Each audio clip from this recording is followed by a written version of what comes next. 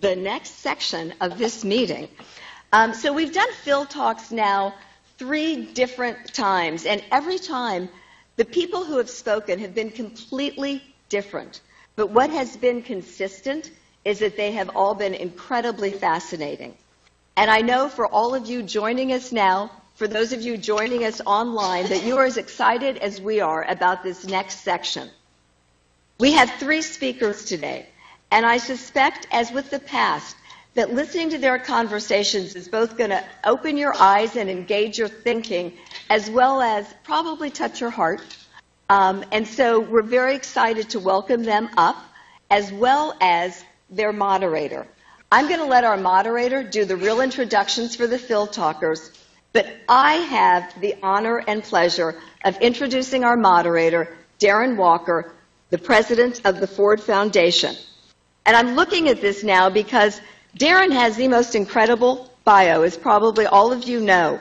He's been a leader for more than 2 decades in the nonprofit and philanthropic sectors, starting with a local community and economic development initiative in Harlem, then shifting to global work on an array of social justice issues, human rights, urban development, free expression, and more. His career in the social sector followed a decade in international law and finance. Before being named the Ford Foundation president in 2013, Darren served as the Foundation's Vice President for Education, Creativity, and Free Expression, where he shaped more than $140 million in annual grant-making around the world, covering areas like media and journalism, arts and culture, sexuality and reproductive health and rights, educational access and opportunity, as well as religion. I could go on. His personal and professional bio is actually really long. But the thing is, I know all of you in this room are already Darren's fan, so I'm just going to say, Darren, please come join us. And thank you for moderating. Thank you. Thank you. Good afternoon. It is great to be back at Philanthropy, New York for a Phil Talk. You are in for a treat. This afternoon, you're going to hear from 3 extraordinary women. Avila Kilmurray, Johanna Sategi, and Rana Sabag.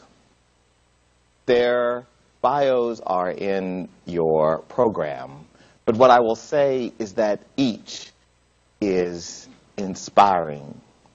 Their personal story and their journey has been one characterized by remarkable bravery, incredible resilience, and determination and grit. So the format is, I'll do a brief introduction, and then we'll hear from each of the speakers. And in introducing Avila, I want to thank our friends at Rockefeller Brothers Fund who really are making her presence here today possible. But let me tell you a little bit about Avila. She is the Director for Policy and Strategy at the Global Fund for Community Foundations. And previously she was Director of the Community Foundation for Northern Ireland. She's written extensively on community action, women's issues, and peace building. And she was a member of the Foundation Peace Network. She has a great global breadth and understanding of the role of community foundations. We all know that in the United States, philanthropy couldn't be philanthropy without community foundations. So I welcome Avila. Give her a Philanthropy New York welcome and greeting.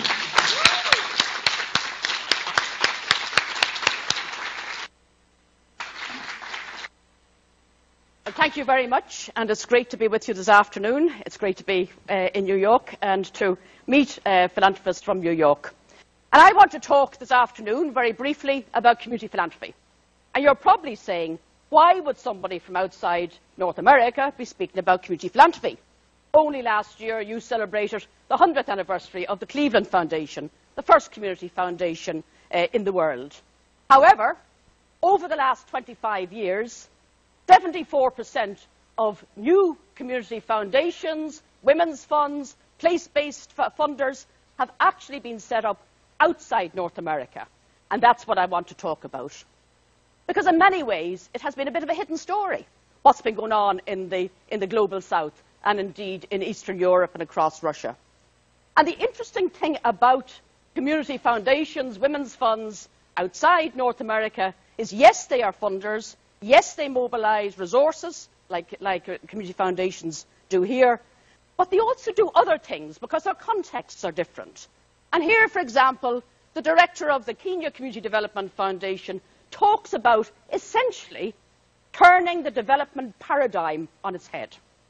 So when it came to actually sinking wells in villages to get fresh water in Kenya, they didn't call in the experts, or the engineers. They went first to the local communities.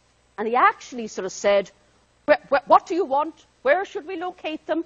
And hey, would you like to come along and give, not money, but your skills, your volunteer help in terms of sinking these wells?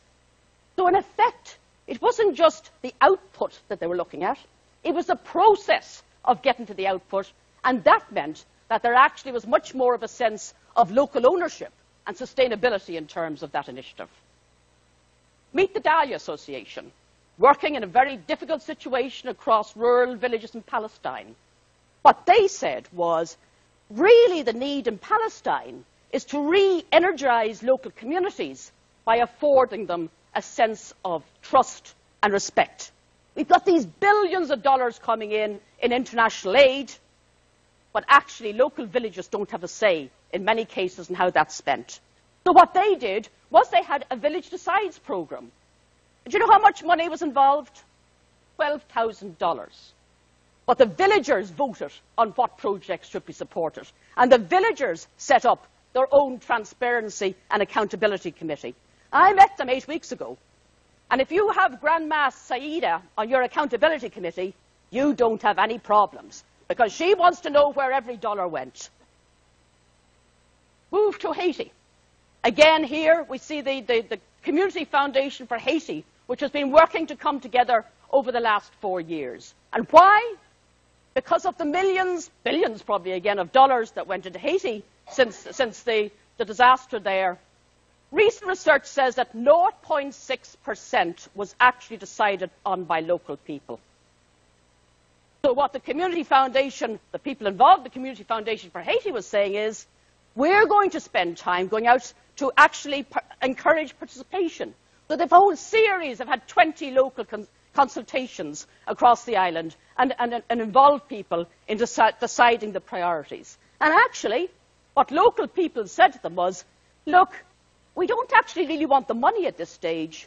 We want the skills and the sense of involvement so we can decide how this thing is going to work.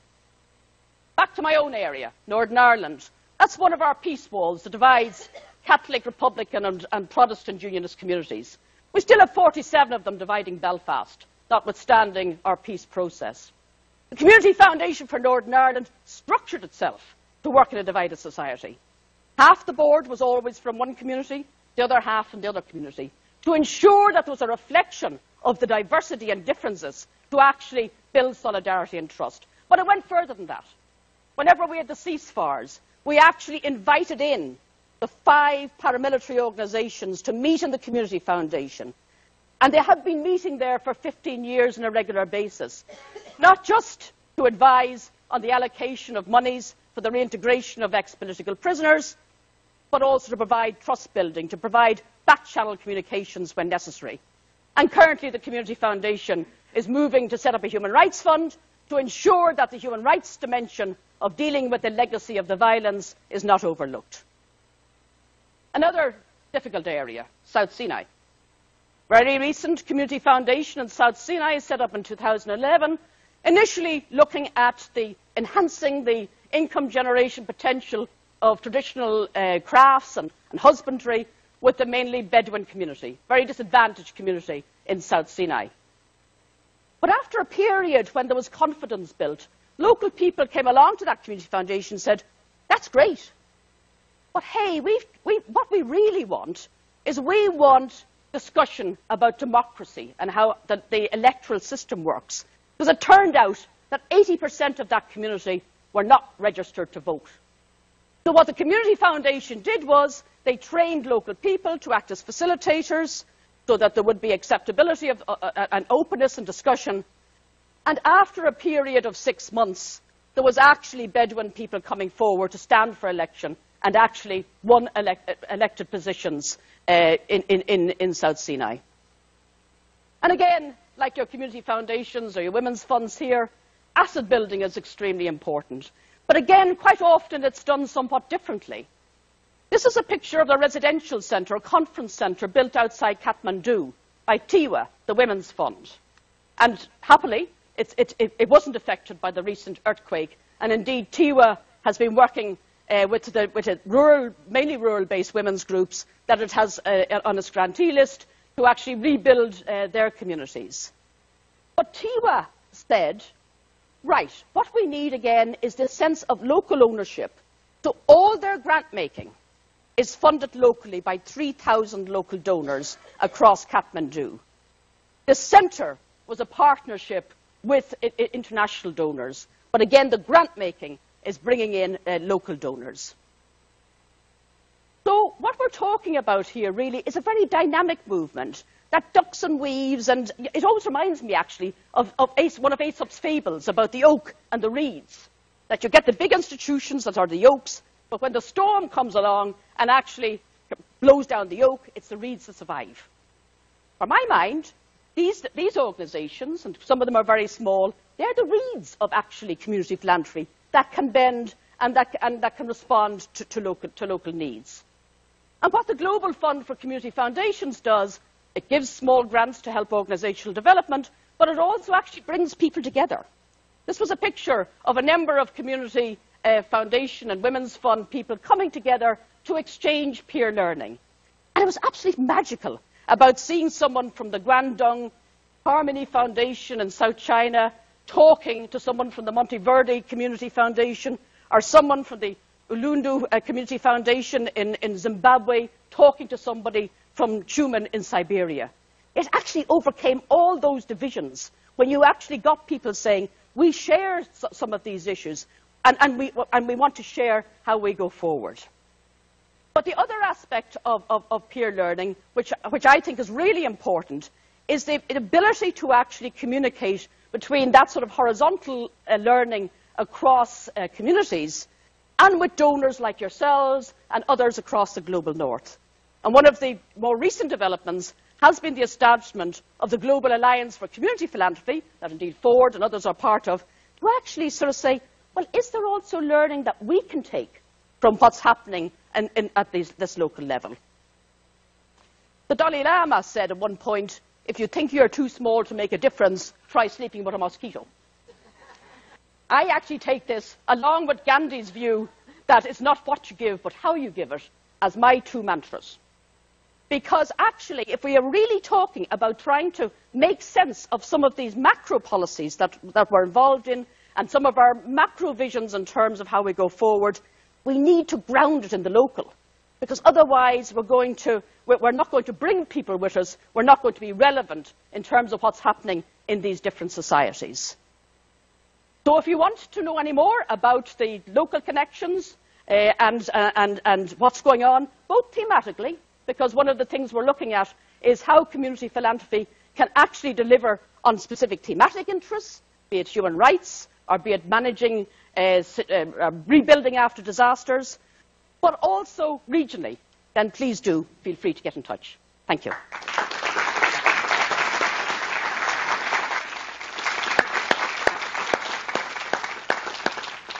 Thank you, Avila. And we will return to the question of trust and trusting local community and local people.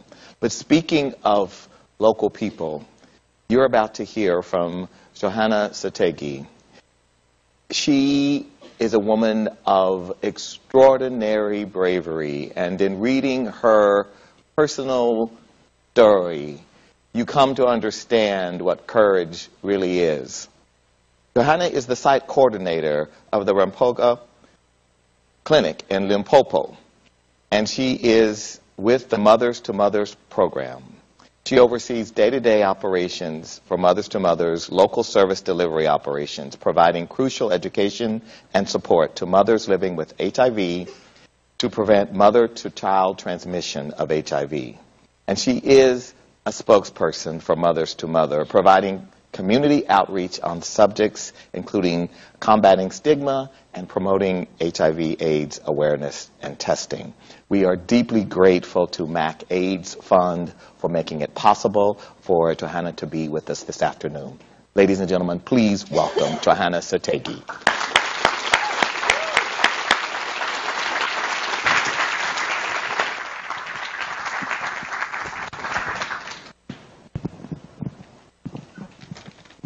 I don't know what to say, whether to say good evening or good afternoon. But let me take this chance to say good evening, ladies and gentlemen. They already introduced me that I'm Johanna Sategi, not Sateke. Since I came here, I was always spelling to people S-A-T-E-K-G-E, you know.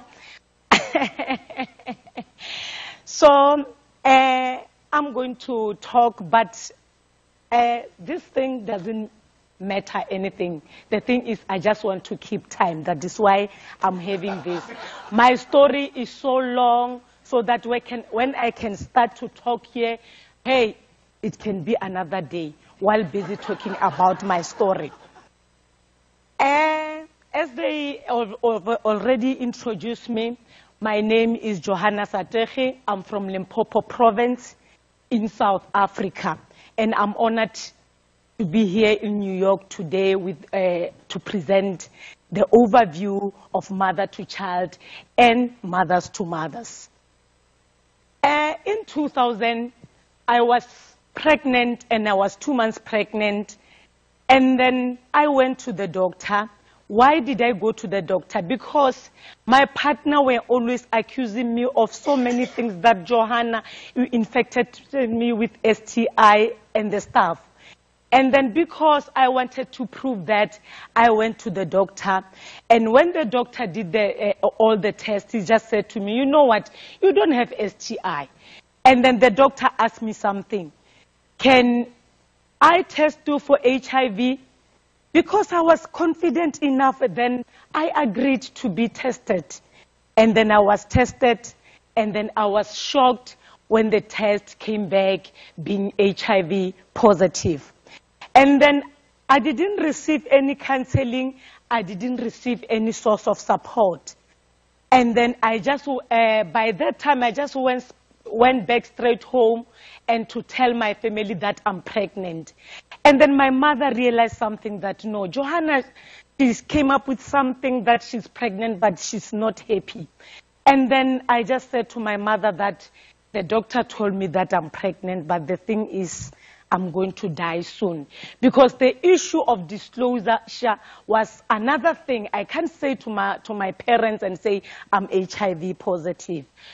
So, you know, my story is that because of the stress that I was going through, even if when people visited me, I will just give away all my stuff, because I was thinking that I'm going to die soon, because there were no hope, no any source of support. I didn't receive any counseling. And then early 2001, I gave birth to a baby boy who loved by everybody in the community. You know, when you are somebody like me, because I was old enough, I was about to reach 30, I was 26 years. And then when I fell pregnant, everybody was happy. So when I gave birth, everybody was so happy to see that I'm a mother.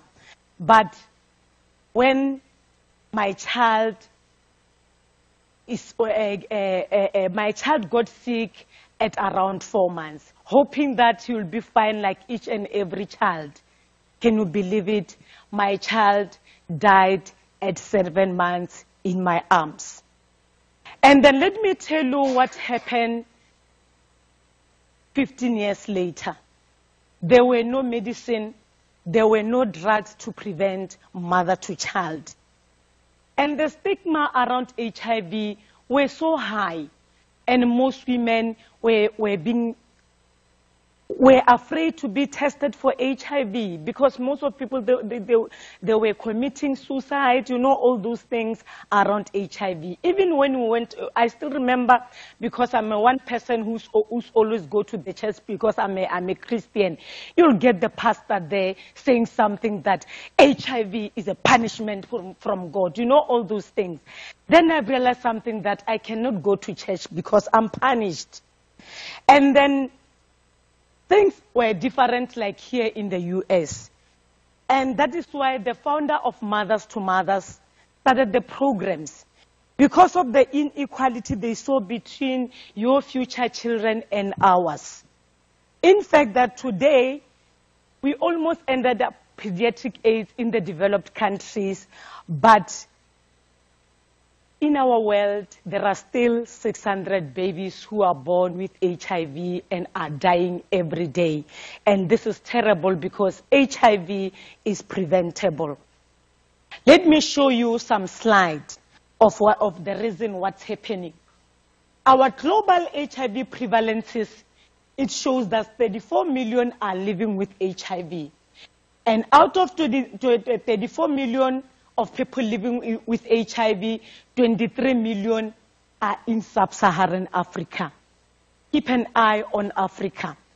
And then out of all those things, we only have a 25% of global disease burden. Out of that, we only had 3% of healthcare workers, which represent the nurses and the doctors. You know, every day when you go to the clinic or you go to the health centers, it seems it's like this. You know, one day I get to the hospital. Can you believe it? Those doctors there are working under pressure. You find that they are having they are exhausted and everything. They don't have even time to talk to the patient. And then let me tell you what has affected me. One day, I get to the clinic like that, you know, I find the doctor. The doctor was so stressed. I was at the distance like that lady who was there. The doctor was saying, next! The patient, when the patient gets in, he just says, breathe in, breathe out, go. Next! Then I realized that there is something, because this doctor, he's working under the pressure. He doesn't have time to say anything to this, to every patient that gets in. You can imagine with the pregnant woman who's HIV positive. Is he going to get the proper care? No. Even if the drugs are available or the medicine are there, but it will be in vain, because those people who are working at our settings, they are always having that exhaustion. Let me tell you how that has affected my life. In 2003, I fell pregnant, and then I went to the clinic like this. And I was only given single dose of medicine to prevent mother to child. Can you believe it? The medicine was not enough to prevent my baby from being infected with HIV. And then I gave birth to a baby girl, and then my baby was not picking up weight. And then I asked the doctor that you do the test. The doctor did the test to my baby, and my baby tested positive. After my baby tested positive, was given the antiretrovirals. Can you believe it? 2 weeks later, my baby died of HIV and AIDS. And I have to bury another child who died of AIDS. It was very painful. It was very painful for a mother to lose a baby. And then in 2009, Mothers to Mothers came into my community, and then I became a mentor mother. Let me tell you what Mentor Mother did. Mentor Mother were trained to provide education to all pregnant women. We address the issues like safer sex, the issue like safer sex, nutrition, breastfeeding. And we are also treated like the health professionals because we are respected in our community. And we also teach those women to screen TB, because if there is TB, if you didn't screen TB, you will die from TB while you can manage HIV. We also teach them about to screen the cervical screening so that they can live longer. And we also help them to disclose their status to their partner and to their family so that they can get support. And then before I went to Mothers to Mothers, I've realized that people in my community were dying in dozens.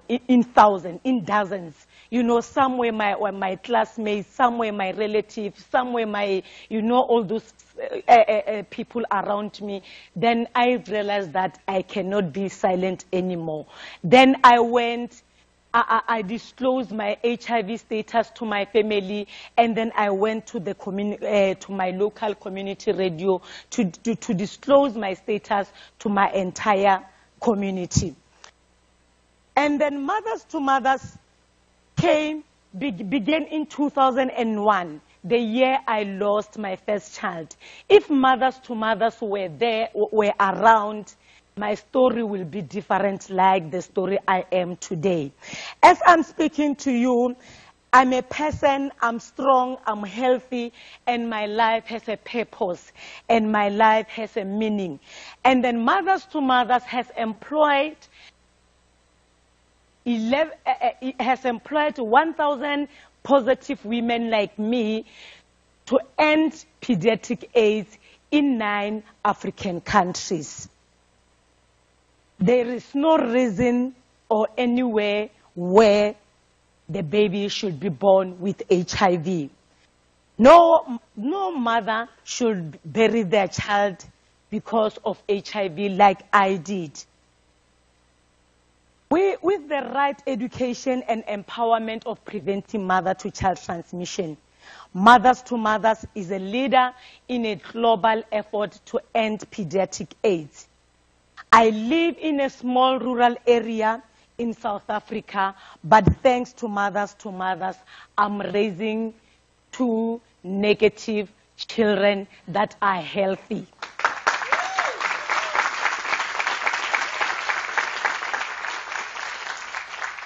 You know, having these 2 children, I see myself as the richest woman in the world.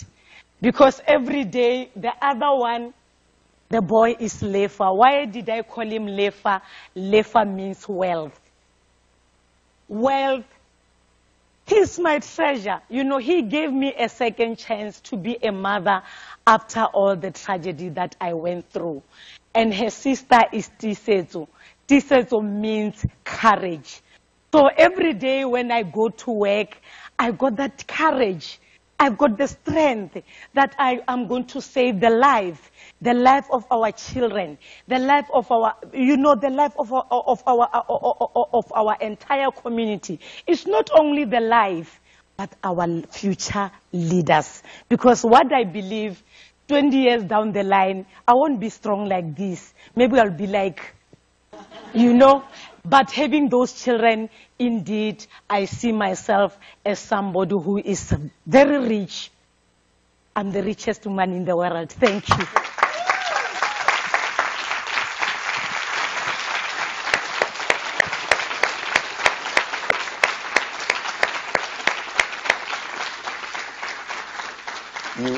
You are indeed rich, and you are indeed a treasure. Thank you, Johanna. Next, Rana. Rana Sabag is a result of remarkable commitment and dedication. Rana is the executive director of Arab Reporters for Investigative Journalism, and she's dedicated 31 years of her career as a journalist, columnist, and media trainer to promote free speech and independent and free media and human rights. She's the former editor-in-chief of the Jordan Times, the first female editor, Arab editor ever in the history of the Levant to run a daily political newspaper. Her biography is truly remarkable. We're thankful to Open Society Foundations for making it possible for Rana to be with us. Please welcome Rana Sabag.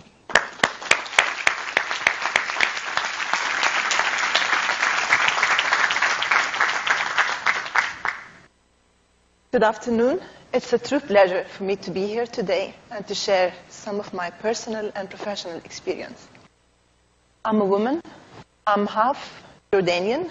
I'm half German. So I've got the passion of the Arabs and I've got the discipline and the hard work of the Germans.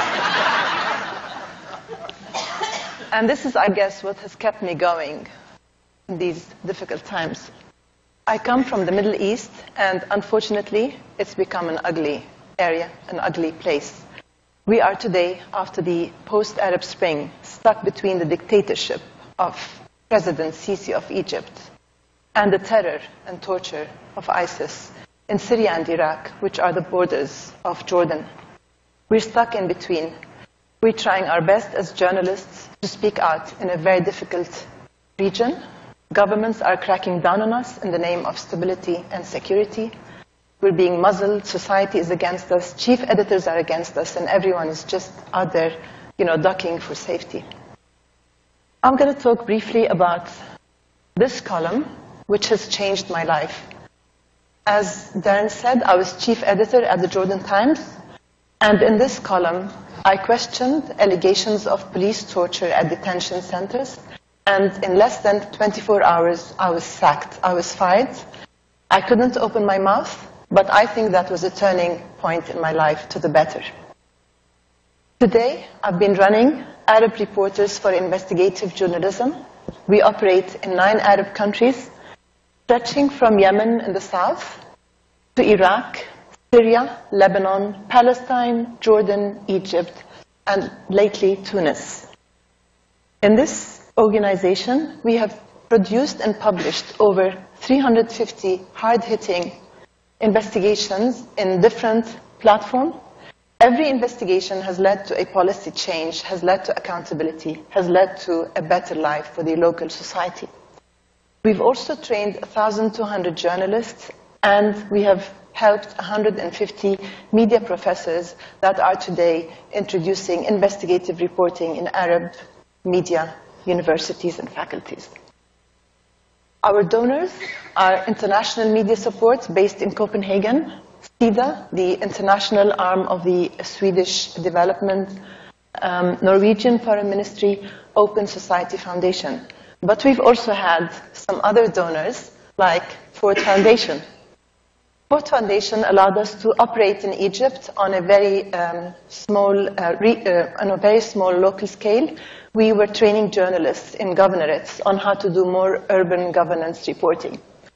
Our investigation, for example, using a hidden camera, has showed how these little falafel stalls were using oil that has been heated up for at least 7 days, sometimes for weeks.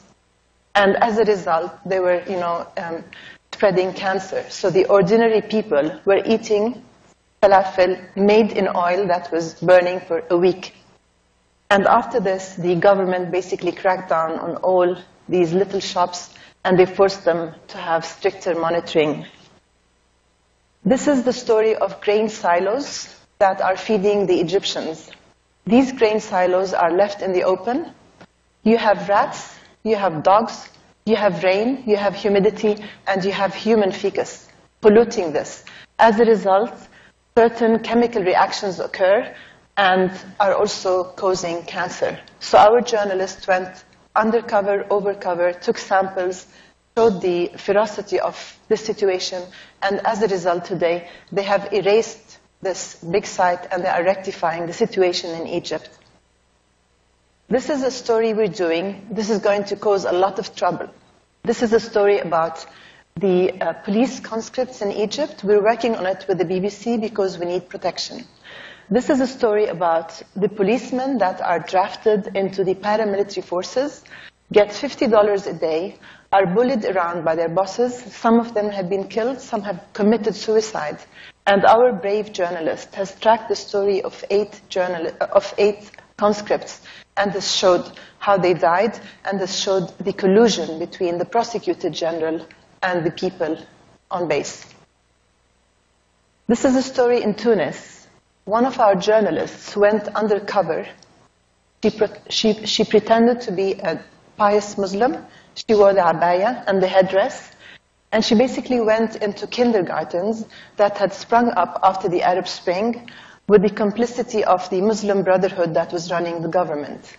These kindergartens on the outside looked very normal, friendly, had paintings on the wall, but inside they were a factory for producing a new generation of Wahhabi indoctrinated kids. Inside these kindergartens, kids less than 5 years of age were taught to separate, segregation of sexes. They could not jump, they had to pray all the time. This was the replacement for physical exercise. When they taught them the Arabic alphabets, it was not the normal alphabet that students in other schools learn, it was the Quran. And as a result, they couldn't even paint because the Wahhabis are a very strict and Puritan form of Islam, spearheaded by the Saudis in Saudi Arabia. So they do not believe in painting or drawing human faces. So these kids were drawing faceless people, and as a result, one of the kids went to his mother. He was petrified. He had to go on counseling. He said, "Where is my nose? Where is my face?" Anyway, our brave journalist showed everything. She pretended to become a teacher. She was basically taking and studying how to become a teacher in these kindergartens. And after we broadcast this, the government was changed. The Islamists were taken out of power. And today there is a secular government that has decided to close down 200 of these kindergartens. This is another grisly story of the continued torture in Tunisia, even under a new, more open-minded regime. Our journalist also has interviewed at least 10 of the Tunisians that have been tortured. She has confronted the ministers responsible. She has shown the form of torture, and we hope that the new government is now taking enough measures to make sure that such atrocities are at least mitigated and minimized. Yemen. This is a story about overfilling morgues. In Yemen, people sometimes have to wait for 6 years in order to be buried. And inside this morgue, you find Jews and Christians who cannot be buried in Yemen because it's a Muslim country, and there's no place for their burial. So there was a brave local woman who decided to fix the papers, the burial certificates of these papers, and she was able to basically have them buried. But our journalist documented what was happening in these morgues. Unfortunately, the war broke out in Yemen as we were getting ready to broadcast this. It will be broadcast shortly on Arabi TV based in London. This is a story that we just did in Jordan about about centers that are treating children with autism, and they are using a special oxygen compression. This procedure has been banned by the FDA in the States. Our journalist documented abuses at 5 centers. He showed that these families were like selling everything they had just to give a better life to their kid. They were working under nobody was observing them. The 5 doctors running these centers were not even members of the medical association. As a result, kids were not getting any better, and the families were just spending fortunes. When we broadcast this, the 5 centers were closed down, and the officials have been taken, for interrogation. This is another very sad story about women in Jordan that basically get raped by rapists, and they get pregnant, and then they end up having to marry their rapist because there is a clause in the law, in the penal code, that allows this to happen. So in order not to go through the court procedures, they end up marrying the victims. But then they leave them a month later, and the kid basically is shamed in society because he's a bastard. He can't get his dad's name, and the woman has to live with the trauma of being a rape victim herself.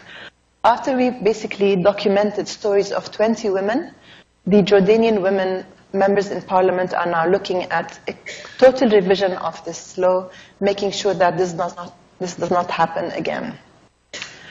So as I said, this is our last snapshot. This is a story we did in Iraq, and we could not publish it locally because of the high risk. It was about the corruption of the former Prime Minister Nouri al-Maliki. We ended up publishing it in a Washington-based website called 100 Reporters. It's about Perk's corruption of the Prime Minister, buying loyalties and giving people land deeds.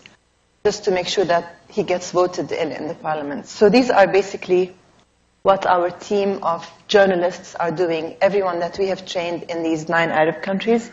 Our last story is from Palestine, where our journalist has gone undercover and has shown how the dates that are grown in Israeli settlements are being laundered in Palestinian-Israeli factories and are exported to the West as Palestinian produce.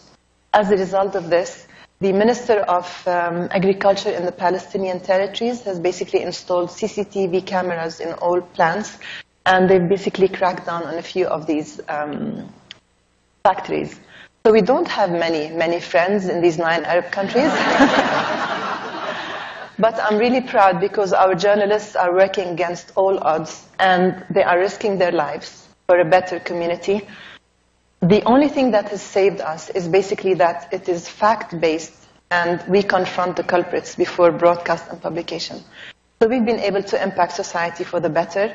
This NGO I'm running is pioneering because it's the first time there is investigative journalism in the Arab world, and I'm here and I'm happy to answer any questions you might have.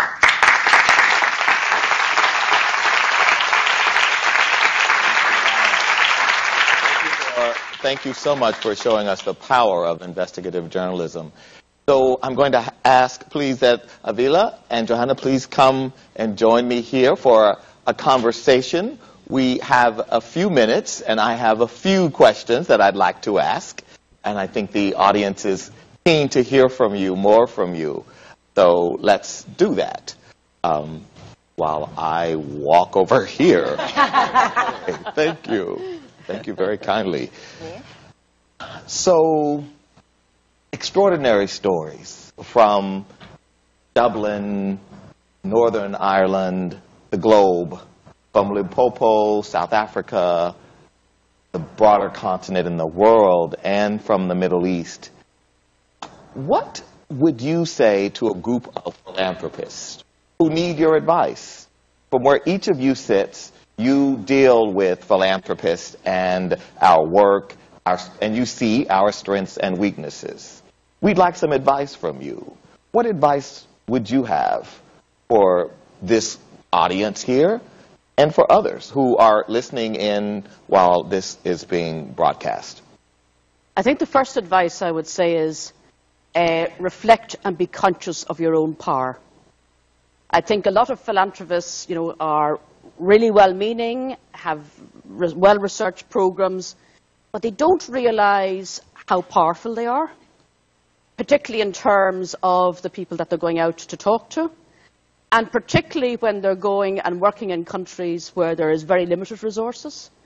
And because of that, I think there's a bit of a disconnect, because the Quakers always say, speak truth to power. I don't think that happens in the world of philanthropy enough. And I think actually that is one of the areas where, locally based organizations, if they're given, if there's a partnership working, they actually are closer to the ground, and that they can actually reflect perhaps some of the views that people who are putting applications will be loath to say. Thank you. Johanna. What I can say is that through your support on the ground, because as I've already mentioned something, that even after 15 years we have managed to end pediatric AIDS. But the thing is, we have still got the challenge, more especially to reach other countries like Mozambique and other neighboring states, so that if we can get more support, we can reach those people out there. We believe that 600 babies will be born free from HIV.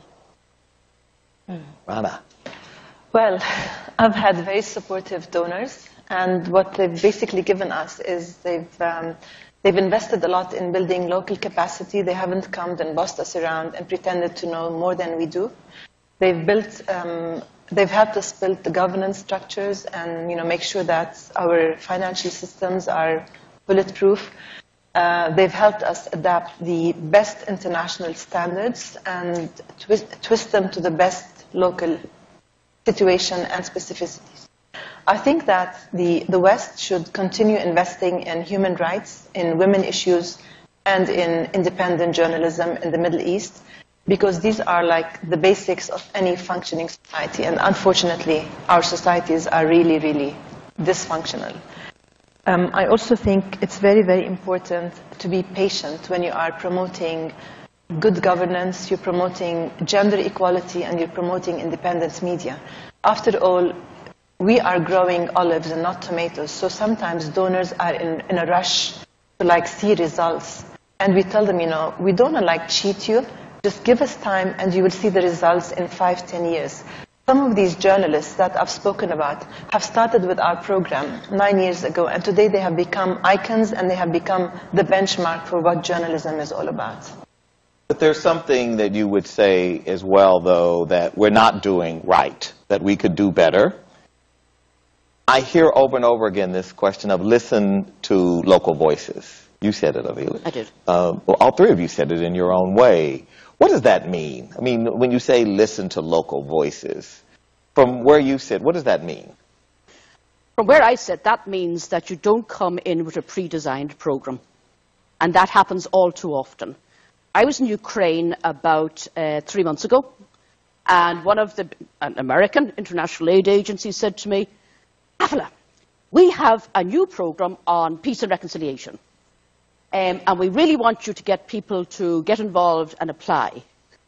And I talked to a number of the local funders, the Ukrainian Women's Fund, and a number of community foundations, whatever else, one in Georgia, Women's Fund in Georgia. And they went and looked at it and they sort of said, the words sound great, but actually when we look at the details, we can't do this. Because again, it's a bit like you were saying, we want this output, that output, and the other output, and we want it in 2 years' time. And in English, by the way.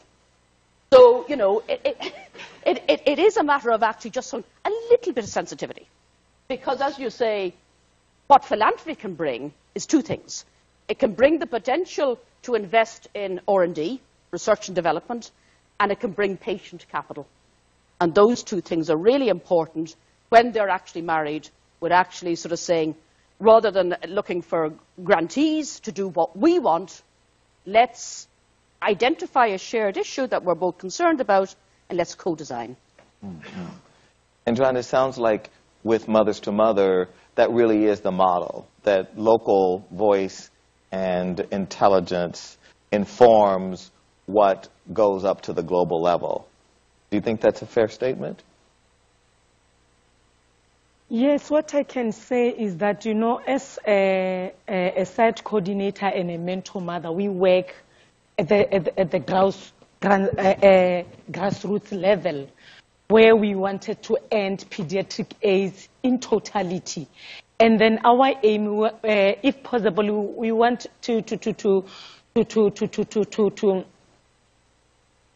if possible, we don't want any child who will be born with HIV through the support that we'll be getting from up until up to the grassroots level. And do you think it flows through that way, in a way in which what happens at the grass tops is understood by the grassroots? Yes, it's understood. Why I said it is understood, because most of the programs at the level has improved. Like these days, the issue of testing, the issue of stigma, there's no more stigma where we are, because of we continue helping people in our communities. Right. But the thing is, we need our program, if possible, to expand and expand. Like for an example, where I'm working in the province, we are only 5 sites out of 100 and something clinics and hospitals. So, Rana, you've had lots of experience over your years with philanthropy and with grassroots and grass tops. What do you say? Well, as I told you, I've been very lucky with my donors. The donors of Arij have been very much donors that believe in giving the chance to the locals to basically set the agenda. And how they have benefited is basically we have taken the beginning of investigative journalism was in the United States, so we can't reinvent the wheel. So what we have done, basically, we've put together a group of European, American, and East European journalists and academics, and they've come up with a manual which we have used in our trainings. So we now have a standard language. It's a Bible that we use with our trainees, with our coaches and our trainers. So we're getting the best of what is out there and adapting it to what we can do in the local societies. Of course, we haven't started with Watergate investigations, and I'm not really interested in that. Before we get to that level, first of all, we have to make sure that the journalists that are going to go after such stories have the skills and the talent and the resilience. And you just have to crawl, and you have to test it, and then you start jumping, and then you start punching the ball into the net. So this is what we're doing. I've been very lucky that our donors were not really very worried about outputs, and they believe that quality is much more important than quantity. So I've been very lucky, but it's getting very difficult to operate. We're not allowed to register as a local NGO because the government is worried about Muslim Brotherhood and terrorists setting up local NGOs.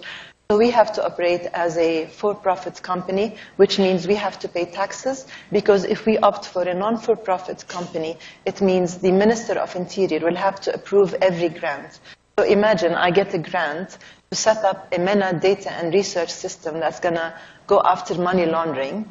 And, the minister has to basically accept that proposal. It will never happen. So as I said, our donors have been very understanding. And, I'm also very keen as a local, someone that's really dependent on donations, to make sure that I have the best practices in the office, that not £1 gets spent without any accountability for that. And we're very, very keen. We know how much you work and how hard you work, and what it means to be a taxpayer in the West. Unfortunately, in the Arab world, nobody pays any taxes because we don't see any impact of these taxes. They're just spent on the big palaces and the motorcades. They're not spent on people. But when you work hard and you spend 50% of your income on tax, it means a lot, and we have to appreciate that. So let's switch gear a little bit. You have talked about gender. Each of you in your own way mentioned gender, and women's funds was featured prominent in your talk. Yep. Let's hear a little bit about how gender plays out in your context. Certainly from my own personal experience, gender has been critical in terms of, from my own experience, women tend to be more of risk takers. And also, women actually also appreciate how to use small grants. They sort of duck and weave and are actually really good in terms of developmental process. And one of the things I think, and you mentioned when I finish about building trust, one of the real ways of building trust within local communities is to start with something small, then look at where that's growing, what other issues that throws up, and where that leads on. And I think women are really good at that. So my own feeling is that women's funds are actually great, but actually we also need not to develop things in silos, but I think it's in the cross-cutting that we see sort of real change. So recently, for example, there was a really good report that was produced by Global Green Grants and the International Women's Funds, which looked like sort of, the experience of women's funds and climate change. Similarly, one of the things we're looking at with the Global Alliance is, in terms of, okay, community foundations, but is there something around where community foundations are doing human rights issues, are linking with women's funds? So it's that cross-cutting that I think is really important. And I think actually funders who have specific interests can actually encourage that cross-cutting by looking at how their interest can relate to others in a more holistic way at a community level. And Johanna, in the context of South Africa, of course, lots of issues around gender violence, negotiating with partners, a very challenging context. How do you see it playing out? Because before I spoke, I just tell everybody that my story is a long story. The issue of empowering women, more especially in the grassroots, is helping. Like as I'm speaking to you right now, I'm empowered to empower other women. But through the empowerment that I got through Mothers to Mothers, I've managed to go out from the abusive relationship because of I'm empowered financially. Because with the experience that you know, my sister was also being abused, and he died in the hands of an abused man, you know. And then I believe that if the issue of gender, of the issue of empowering more women can be, I don't know how to put it, but if it can be all over, if possible, women get more empowered, I think we're going to have a strong community. We're going to have a strong leadership in every way. Anna.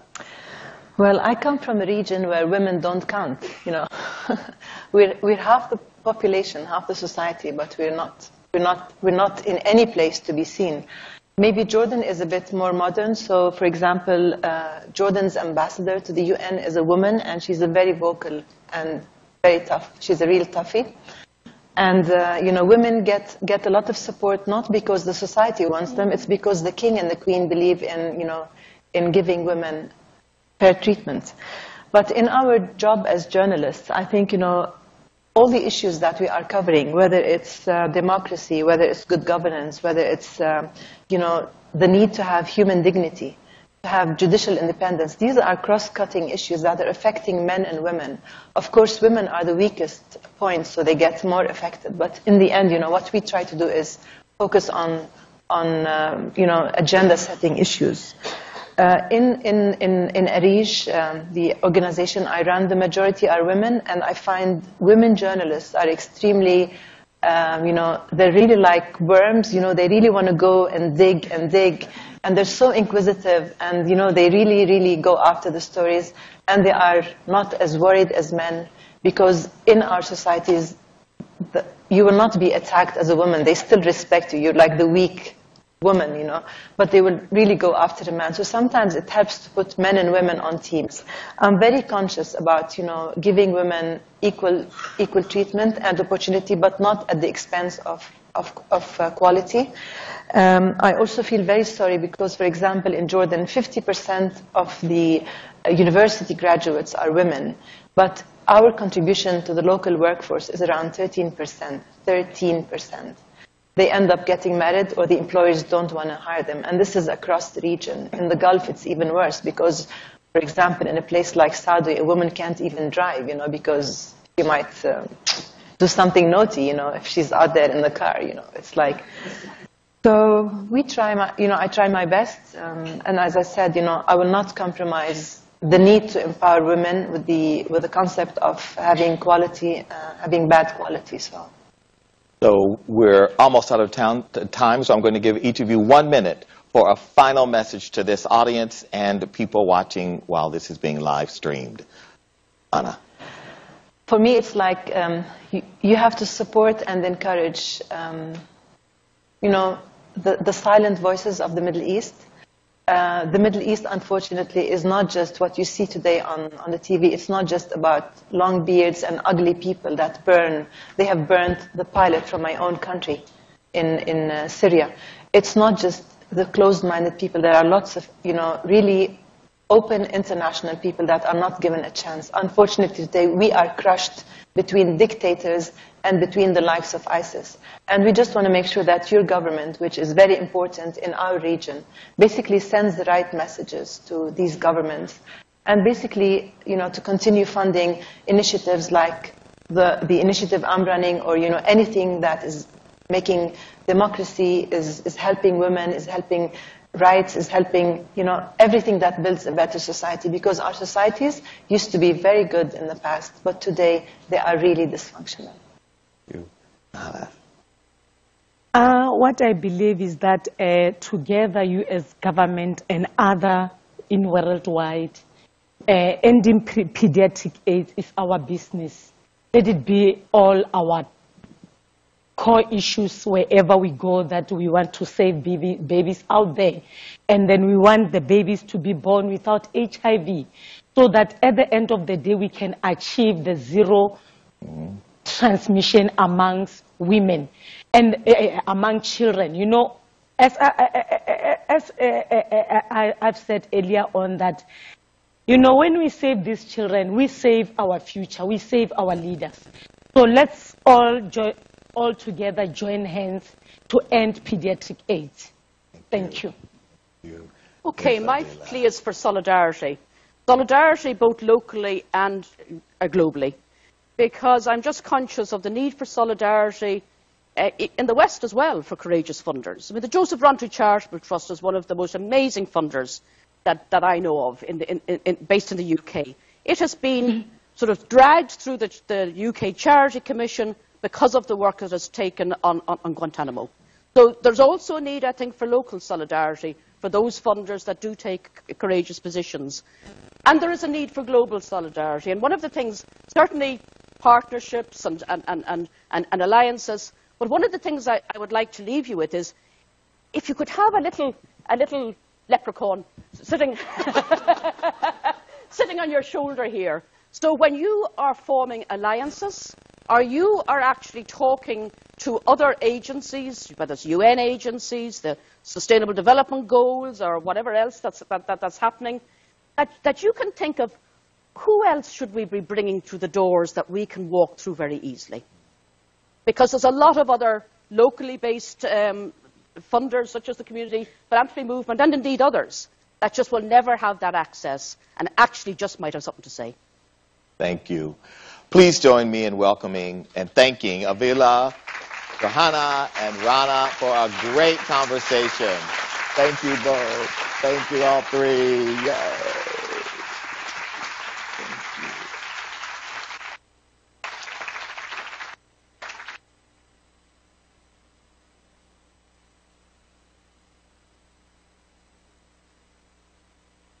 I want to thank you all so much for your remarks.